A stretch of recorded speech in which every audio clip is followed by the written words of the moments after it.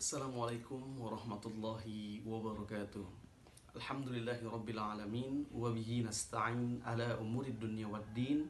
Asyhadu an la ilaha illallah wa asyhadu anna Muhammadan abduhu wa rasuluhu la nabiyya ba'dah. Allahumma salli ala sayyidina Muhammad wa ala ali sayyidina Muhammad.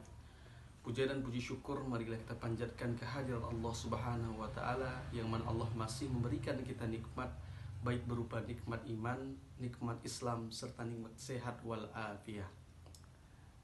Dan tak lupa pula marilah kita panjatkan salawat besertakan salam, kita curahkan pahalanya kepada junjungan alam yakni Nabi besar Muhammad sallallahu alaihi wasallam.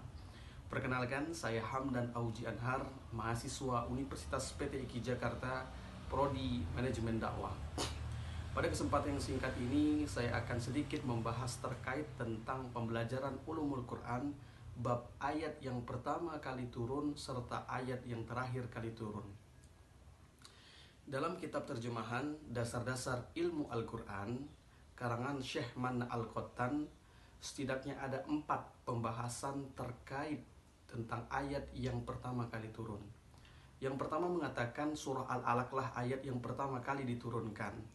Hal ini berdasarkan riwayat dari Aisyah, istri Rasulullah SAW. Kita mengetahui bahwa Aisyah adalah salah satu yang paling banyak meriwayatkan hadis. Kemudian pendapat yang kedua mengatakan surah Al-Mudaththir lah ayat yang pertama kali diturunkan. Riwayat ini berdasarkan dari sahabat Jabir, di mana pada saat itu sahabat Jabir mendengar Rasulullah SAW menyampaikan bahwa surah Al-Mudaththir lah ayat yang pertama kali diturunkan. Namun para ulama memverifikasi, mencari kebenarannya. Ternyata pendengaran dari sahabat Jabir ini tidaklah sempurna, karena mendengar hanya di saat Rasulullah SAW ketika hendak selesai membicarakan terkait tentang ayat yang pertama kali turun. Kemudian pendapat ketiga dan keempat mengatakan surah Al-Fatihah dan Basmalah lah ayat yang pertama kali turun. Namun para ulama kembali memverifikasi, ternyata dasar periwayatannya sangatlah lemah. Itulah 4 hal terkait tentang ayat yang pertama kali turun. Kemudian ayat yang terakhir turun, setidaknya di dalam Dasar-Dasar Ilmu Al-Quran karangan Syekh Manna Al-Qattan, setidaknya ada 9 pendapat terkait tentang ayat yang terakhir turun. Namun berdasarkan fakta sejarah, berdasarkan fakta historis, surah Al-Baqarah ayat 281 lah yang paling sesuai dengan fakta sejarah dan fakta histori.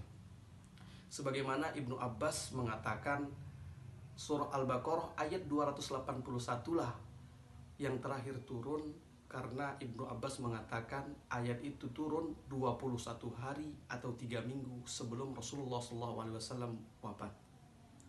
Kemudian Ibnu Juraid mengatakan ayat 281 ini turun 9 hari sebelum Rasulullah SAW wafat.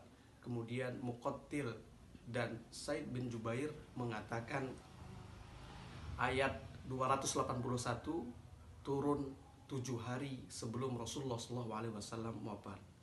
Mungkin inilah yang bisa saya sampaikan. Semoga bisa menambah sedikit pemahaman kita terhadap ayat yang pertama kali turun serta yang terakhir kali turun. Wallahu a'lam bishawab. Wassalamualaikum warahmatullahi wabarakatuh.